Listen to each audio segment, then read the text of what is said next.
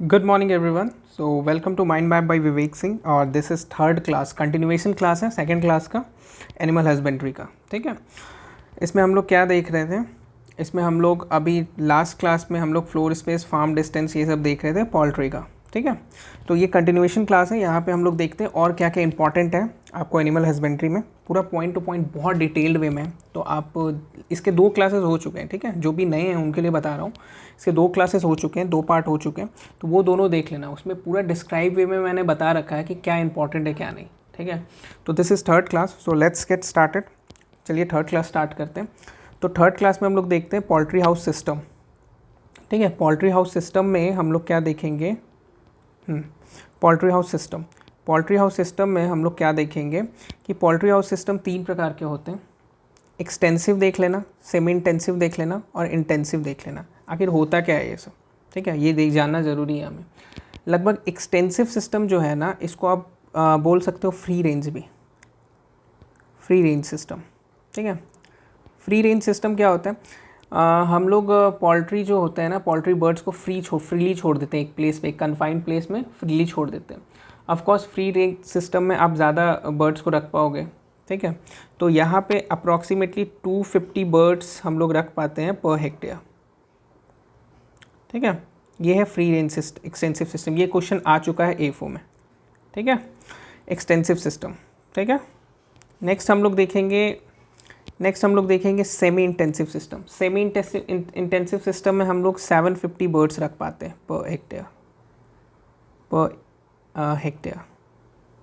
ठीक है, नेक्स्ट हम लोग देखेंगे इंटेंसिव सिस्टम। इंटेंसिव सिस्टम बहुत कन्फाइंड प्लेसेस में होता है। इंटेंसिव सिस्टम को आप डिवाइड कर सकते हो बहुत सारे तरीके में, बहुत सारे फेजेस में। Intensive system deep litre system में आप ये कर सकते हो, डिफाइन कर सकते हो। शैटर फ्लोर सिस्टम में डिफाइन कर सकते हो। ठीक है, कितने पार्ट के होते हैं आपको स्लैटर कम फ्लोर सिस्टम में कर सकते हो। ठीक है, फिर एक होता है केज सिस्टम। केज सिस्टम से बहुत क्वेश्चन आया है, केज सिस्टम इज़ इम्पॉर्टेंट। ठीक है, कमर्शियलाइजेशन अगर हो रहा है ना पोल्ट्री का, तो 75% केज सिस्टम में ही होते रहते हैं। आप देखे होंगे बहुत बड़े बड़े प्लांट्स, यूट्यूब्स में भी आप खोलोगे तो आपको दिख जाएगा, बहुत बहुत बड़े बड़े प्लांट्स होते हैं। उसमें केजिंग्स में सब बर्ड्स को रेयर किया जाता है, लेयर्स को भी और उसको क्या बोलते हैं, ब्रॉयलर्स को भी। तो केज सिस्टम में देखिए, केज सिस्टम में क्या होता है ना, केज सिस्टम में एक्चुअल में एक प्रॉब्लम होता है, कैल्शियम और पी का डिफिशिएंसी हो जाता है। ठीक है, ये जो है ना, ये इंपॉर्टेंट क्वेश्चन है, ये क्वेश्चन आया हुआ है, बहुत बार एग्जाम से पूछता है। ब्रेस्ट ब्लिस्टर हो जाता है, उनको चलने घूमने का मौका नहीं मिलता ना। एक्सटेंसिव सिस्टम है ना, बहुत आराम से रहते हैं उन लोग, एकदम नेचुरल वे में रहते हैं जैसे बर्ड्स को बनाया गया है। ठीक है, और केज सिस्टम में उनको एक जगह कन्फाइंड रहता है, तो उनसे कैल्शियम और पोटेशियम के डिफिशिएंसी होने का खतरा होता है। ठीक है, उसके बाद केज सिस्टम में भी क्या होता है, cage system is further divide into 3। ठीक है, जैसे सिंगल केज, हाँ, आपको फिर मल्टीपल केज, हाँ, कॉलोनी केज, ऐसे 3 पार्ट में डिवाइड रहता है। सिंगल केज में ऑफकोर्स जैसे सिंगल लिखा हुआ है तो 1 बर्ड रहते हैं। ठीक है, 1 स्क्वायर फीट एरिया रहता है।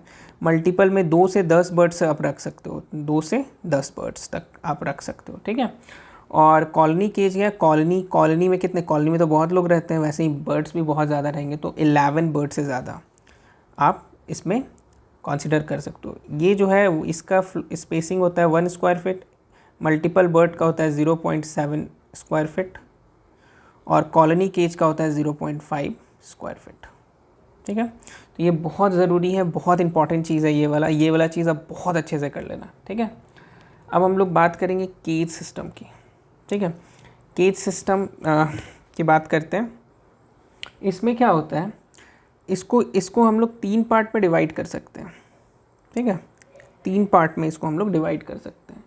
इसमें होता है ब्रूडर, ठीक है, ग्रोअर्स और सबसे लास्ट में लेयर्स। ठीक है, तो अगर केज सिस्टम हम लोग बर्ड को रेयर करने के व्यू से देख रहे हैं, तो इसमें हम लोग देखेंगे ब्रूडर में अप्रॉक्सीमेटली 60 बर्ड्स आप रख सकते हो। ठीक है, ग्रोअर हाउस में आप रख सकते हो 10 बर्ड्स और लेयर्स में 3 से 4 बर्ड्स रहते हैं। ठीक है, तो ये भी बहुत ज़्यादा इम्पॉर्टेंट है। कुछ इंपॉर्टेंट टर्म्स हम लोग देख लेंगे, कुछ इंपॉर्टेंट टर्म्स जो बहुत ज़्यादा इंपॉर्टेंट है, और ये टर्म्स जो है ना ये हाईली एग्ज़ाम स्पेसिफिक रहते हैं, एग्ज़ाम्स में बहुत ज़्यादा आते हैं। ठीक है, सबसे पहले देखेंगे चिक मैस। चिक मैस क्या होता है? चिक मैस जो होता है ना एक तरह का फीडिंग एलिमेंट्स है, हाँ, फीडिंग एलिमेंट्स है, फीड करते हैं हम लोग। इसका स्पेसिफिक चीज़ क्या है कि इसमें प्रोटीन जो होता है ना, प्रोटीन 22% होता है, और इसका जो प्रोटीन है तो इसमें कार्ब्स जो बोलते हैं, जो एनर्जी बोलते हैं, वो 2800 कैलोरीज का होता है। ठीक है, ये सबसे ज़्यादा ज़रूरी है। अब ब्रूडर क्या होता है? ब्रूडिंग क्या होता है? ब्रूडिंग मतलब होता है to give heat source by artificial means. ठीक है, 0.4 वीक्स के बच्चों को, चिक्स के बच्चों को आर्टिफिशियल वे से हीटिंग प्रोवाइड करना। ठीक है, आर्टिफिशियल वे से जो हीट प्रोवाइड करते हैं ना, इसको हम लोग बोलते हैं ब्रूडर। ठीक है, अब ब्रूडिंग मैनेजमेंट किसको बोलते हैं? 0 से 8 वीक्स तक के बच्चों का जो हम लोग ख्याल रखते हैं उसको ब्रूडिंग मैनेजमेंट बोलते हैं। देखो, ब्रूडर 0.4 वीक, ब्रूडिंग मैनेजमेंट 0.0 से 8 वीक, ये चीज़ आपको ध्यान में रखना है। ठीक है, रिस्ट्रिक्टेड फीडिंग कब होता है? 10 से 18 वीक्स के होने लगते हैं ना, 10 से 18 वीक्स तक रिस्ट्रिक्टेड फीडिंग होता है। ठीक है, इसके बाद आपको बहुत ज़्यादा ग्रोथ की ज़रूरत नहीं होती है, इसलिए फीडिंग रिस्ट्रिक्ट कर दिया जाता है। ठीक है, कितना रिस्ट्रिक्ट किया जाता है? 0% से 20% तक, अकॉर्डिंग टू द सिचुएशन कैसा है उस हिसाब से हम लोग फीड को रिस्ट्रिक्ट कर देते हैं। ठीक है, एक होता है डीबीकिंग। डीबीकिंग क्या होता है? डीबीकिंग होता है बीक्स को डीबीक करना, बीक्स को तोड़ देना, काट देना। क्यों करते हैं हम लोग? ताकि वो दूसरे जो बर्ड्स हैं उसको नुकसान न दे। ये कब तक होता है ये बहुत ज़रूरी है। सेकेंड वीक में आपको डीबीकिंग हो जाना चाहिए, इट्स इम्पॉर्टेंट। ठीक है, सेकेंड वीक में, अप टू सेकेंड वीक बोल सकते हो आप, अप टू सेकेंड वीक ये हो जाना चाहिए। ठीक है, नेक्स्ट होता है डी लाइसिंग। डी लाइसिंग क्या है? डी लाइसिंग मतलब लाइस जो होते हैं ना, इंसेक्ट्स, माइक्रो ऑर्गेनिज्म, छोटे छोटे इंसेक्ट्स जो होते हैं उसको हटाना, उससे निजात पाना, इसको बोलते हैं डी लाइसिंग। लाइस एक काइंड ऑफ कीड़ा होता है। एक और चीज़ होता है, एक होता है लेयर मैश। ठीक है, लेयर मैश क्या होता है ना, लेयर मैश में 18% फीडिंग, 18% प्रोटीन होता है। ठीक है ना। चिक मैश जो है उसमें कितना प्रोटीन होता है देख सकते हो, लेयर मैश में कितना प्रोटीन होता है ये भी आप देख लेना, है ना। इसमें इंपॉर्टेंट डी बीकिंग भी बहुत इंपॉर्टेंट है। देखिए, डी बीकिंग जो है, डी बीकिंग का हम लोग को क्या देखना है कि 10 से 14 दिन, अप टू 2 वीक है ना, 10 से 14 दिन के अंदर हम लोग डी बीकिंग कर देते हैं। ठीक है, अब हम लोग अगर बात कर रहे हैं डी वॉर्मिंग की, ठीक है, डी वॉर्मिंग हम लोग इंटरवल ऑफ 45 डेज़ के इंटरवल में हम लोग डी वॉर्मिंग करते हैं। ठीक है, नेक्स्ट होता है डी लाइसिंग। डी लाइसिंग किससे करते हैं? मैलाथियोइन से। मैलाथियोइन छिड़कते हैं लगभग 5 ml, आप 100 ml वाटर में 5 ml डालो मैलाथियोइन, और उससे उसको हल्का सा स्प्रेड कर दो, मतलब छिड़क दो, स्प्रे कर दो, और उससे वो जो लाइस होता है वो मर जाता है। नेक्स्ट हम लोग देख लेंगे कुछ पोल्ट्री डिजीज़। पोल्ट्री डिजीज़ में आप देख लोगे रानीखेत डिजीज़ बहुत इंपॉर्टेंट है। ठीक है, रानीखेत डिजीज़ बहुत इंपॉर्टेंट है, बहुत ज़्यादा। ये क्वेश्चन बहुत बार एफओ में, मैंने तो 2 बार देख लिया एफओ में। ठीक है, रानीखेत डिजीज़ को also called new castle disease. ठीक है, ये सबसे ज़्यादा ज़रूरी है, न्यू कैसल डिजीज़ भी बोलते हैं इसको। ठीक है, इसमें सबसे ज़्यादा एक चीज़ आया था कि इसमें कौन सा जो वैक्सीन लगता है। ठीक है, वैक्सीन कौन सा लगता है, तो उसका नाम है लासोटा वैक्सीन। ये क्वेश्चन आया था एग्ज़ाम में। ठीक है, वैक्सीन का स्ट्रेन भी देख लो आप।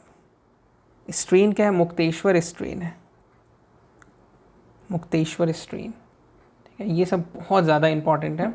मतलब सबसे पहले तो ये ज़रूरी है कि इसका दूसरा नाम बहुत ज़रूरी है, वैक्सीन कौन सा लगता है, स्ट्रेन भी बहुत ज़रूरी है। ठीक है, वैक्सीनेशन कितने वीक ओल्ड बर्ड को दिया जाता है, तो 6 वीक ओल्ड बर्ड को दिया जाता है। ठीक है, बहुत ज़रूरी है। 6 वीक ओल्ड बर्ड को आप दे दो, उसके बाद 1 से 3 ईयर तक इम्यून कर देगा उसको। ठीक है, 1 से 3 ईयर तक इम्यूनाइजेशन हो जाता है, इम्यून कर देता है रानीखेत डिजीज़ से। ठीक है, ओके। फिर होता है IBD। IBD क्या होता है? Infectious bursal disease. क्या होता है?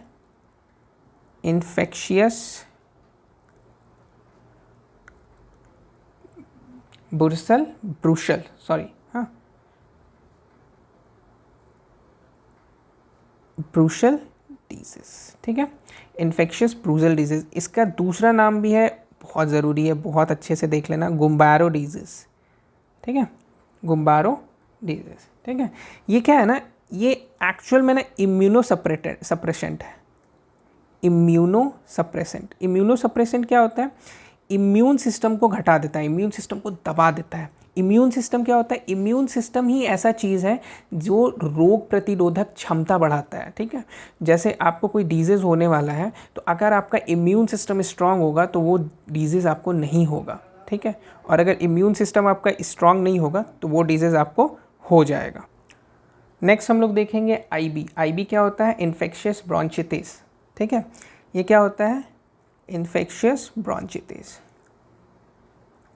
ठीक है। ये बहुत ज़्यादा इन्फेक्शियस होता है and it can transmit up to 1 kilometre. मतलब 1 किलोमीटर के अंदर आपका दूसरा अगर फार्म है तो उसमें भी आपको ट्रांसमिट हो सकता है। It's very much infectious.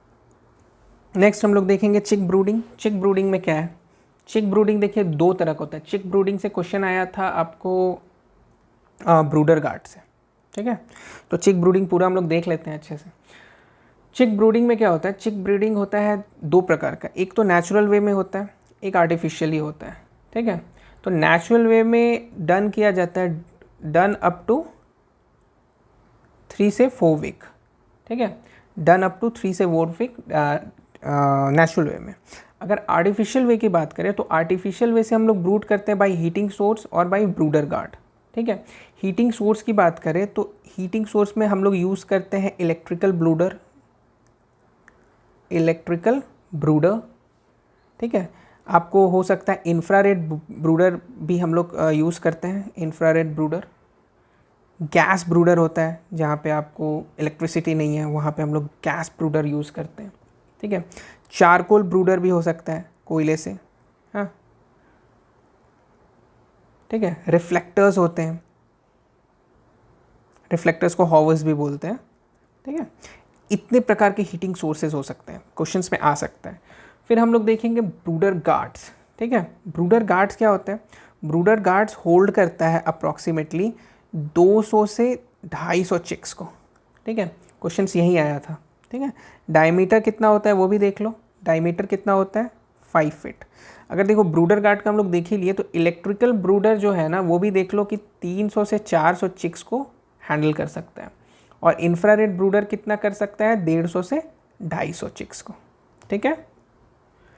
Next हम लोग देखते हैं वैक्सीनेशंस। वैक्सीनेशंस डैम इम्पॉर्टेंट, मतलब बहुत ज़्यादा ज़रूरी है, बहुत ज़्यादा। मतलब ये सब जो क्वेश्चंस है ना, ये सब क्वेश्चन है कि जो आप एकदम रिग्रेट करोगे अगर ये गलत हो गया तो, ठीक है। तो इन चीज़ों को ये ध्यान में रखना है कि ये सब चीज़ें आपको एग्ज़ाम्स में गलत नहीं होना चाहिए। तो पहले हम लोग देखते हैं ब्रूडर्स के लिए। ब्रूडर्स के लिए वैक्सीनेशन कौन कौन से होते हैं, ठीक है। वैक्सीनेशन का इनके लिए होता है 0 डेज़, 5 से 7 डेज़, फिर होता है 10 डेज़, 12 से 14 डेज़, और यहाँ पे होता है 28 डेज़, ठीक है। ये है इसका शेड्यूल, ठीक है। 28 दिन का शेड्यूल होता है ब्रूडर्स के लिए, ठीक है। तो इसमें क्या होता है, कलर चेंज करते हैं थोड़ा सा ज़्यादा मज़ा आएगा। हाँ, तो 0 डेज़, ये डेज़ में आप लिख लो, ठीक है, ये डेज़ है 0, 5 to 7, 10, 12, 28। सबसे पहले 0 डेज़ में सबसे पहले हम लोग क्या देते हैं? सबसे पहले हम लोग देते हैं HVT का, मरीक डिजीज़ का, ठीक है, मरीक डिजीज़ का वैक्सीनेशन। वेट, मरीक डिजीज़ का वैक्सीनेशन, ठीक है। HVT क्या होता है? HVT क्या होता है? हर्ब्स वायरस ऑफ टर्की, ठीक है। ये सब फुल फॉर्म्स बहुत ज़रूरी है आपको याद रखने के लिए, ये नेक में देते हैं हम लोग, ठीक है, ये सब ध्यान में रखना। फिर 5 से 7 डेज़ में हम लोग क्या देखते हैं? RKDF वायरस देते हैं, RKDF वैक्सीन देते हैं, RDVF है ना, या RDVF, मतलब स्पेशली आप देख लो ना, इसको बोलते क्या है, इसको रानीखेत वैक्सीन बोलते हैं, ठीक है, रानीखेत वैक्सीन, ठीक है। रानीखेत को क्या बोलते हैं, दूसरा नाम क्या है, यहाँ पे बताया था, सब देख रहे हो, याद रखना, न्यू कैसल, ये सब याद रखने की चीज़ है। 10 डेज़ में क्या देते हैं, 10 डेज़ में हम लोग IV देते हैं, इन्फेक्शियस ब्रोंचिटिस। 12 से 14 डेज़ में जो क्या है, IBD देते हैं, ठीक है, IBD के मैंने ऊपर पढ़ा रखा है। और 28 में क्या देते हैं, रानीखेत फिर से देते हैं, इट्स अ बूस्टर डोज, ठीक है। जैसे अभी हम लोग इसमें बूस्टर डोज चल रहा था ना कोविड में, वैसे ही it's a booster dose for Ranikhet disease, ठीक है। ओके, इस बार हम लोग वाटर में देते हैं, ड्रिंकिंग वाटर में डाल के देते हैं, ठीक है। ओके, ये था आपको ब्रूडर्स के जितने भी वैक्सीनेशन शेड्यूल थे मैंने आपको बता दिए। बहुत ज़रूरी है, एग्ज़ाम में क्वेश्चन आता है, ठीक है। लेयर्स के जो वैक्सीनेशन शेड्यूल्स हैं वो बहुत लंबे चलते हैं, बहुत लंबे, 280 डेज़ के वैक्सीनेशन शेड्यूल्स होते हैं, ठीक है। 280 डेज़ के वैक्सीनेशन शेड्यूल्स में हम लोग स्टार्ट वैसे ही करते हैं ब्रूडल जैसा, पहले मरेक डिजीज़ से देते हैं, ठीक है। इसमें हम लोगों को कुछ पॉइंट्स याद रखना है, फिर RD से देते हैं, ठीक है, ऐसे करके हम लोग देते हैं, फिर मरेक देते हैं, ठीक है। तो बहुत लंबा है, इसको आपको पूरा याद रखना इट्स इम्पॉसिबल, पर हम लोग इसमें कुछ पॉइंट्स याद रखेंगे कि क्या चीज़ें हमें याद रखना है। हमें इसमें याद रखना है 10 डेज़ में डीबीकिंग करते हैं, हाँ, ये याद रखना है, ये मैंने पहले भी पढ़ा रखा है आपको। 45-47 डेज़ में हम लोग डीवॉर्मिंग करते हैं, ठीक है, आपको याद रखना है। और आपको फाउल पॉक्स वैक्सीन 42 डेज़ में देते हैं, ठीक है, ये चीज़ आपको ध्यान में रखना है, ठीक है। चलिए, इतना कुछ हो गया। अब लास्ट में हम लोग हैचिंग एंड इंक्यूबेशन देख लेते हैं थोड़ा सा। हैचिंग एंड इंक्यूबेशंस में क्या क्या इंपॉर्टेंट है, क्या क्या नहीं। हैचिंग एंड इंक्यूबेशन में हम लोग देखते हैं, तो पहले तो देखते हैं फिजियोलॉजिकल ज़ीरो टेम्परेचर कितना होता है चिकन का। फिजियोलॉजिकल ज़ीरो टेम्परेचर अगर चिकन का पूछा जाए तो ये होता है 24 डिग्री सेल्सियस। ऑप्टिमम टेम्परेचर कितना होता है, 98.5 डिग्री फ़ारेनहाइट। ह्यूमिडिटी की बात करें तो ह्यूमिडिटी अप्रॉक्सीमेटली सेटर का होता है 55 से 60, और अगर हैचर की बात करते हैं तो ये रहता है 65 से 75%, ठीक है। तो आज हम लोगों का क्या हुआ कि आज अप्रॉक्सीमेटली हम लोग पोल्ट्री के जितनी भी इम्पॉर्टेंट चीज़ थे, मुझे नहीं लगता इससे ज़्यादा कुछ इम्पॉर्टेंट होता है, तो जितनी भी इम्पॉर्टेंट चीज़ थे हमने पोल्ट्री का कर लिया, ठीक है, लगभग, है ना। आई डोंट थिंक कि अब कुछ इम्पॉर्टेंट बचा है, तो पोल्ट्री का हमने जितना भी इम्पॉर्टेंट चीज़ था कर लिया। अब हमारे पास बचता है कैटल का, ठीक है। तो कैटल का जो है, जैसा कि हम लोग अप्रॉक्सीमेटली 17, 18 या 20 मिनट्स ही करते हैं, तो इसका पूरा नोट्स आप बना लेना। और कैटल का जो है वो मैं अपना 4th जो आपको एनिमल हस्बेंड्री का वीडियो बनाऊंगा उसमें आपको सब बता दूंगा। कैटल का भी बहुत ज़्यादा कॉम्प्रिहेंसिव वे में बनाया है, ठीक है, हर चीज़ इसमें डाला हुआ है। जो भी क्वेश्चन आया है, जो भी क्वेश्चन आ सकता है, और जो क्वेश्चन आया है उससे रिलेटेड जो चीज़ है सब आपको मिल जाएगा, है ना। तो stay tuned and happy learning. चलिए, बाय बाय।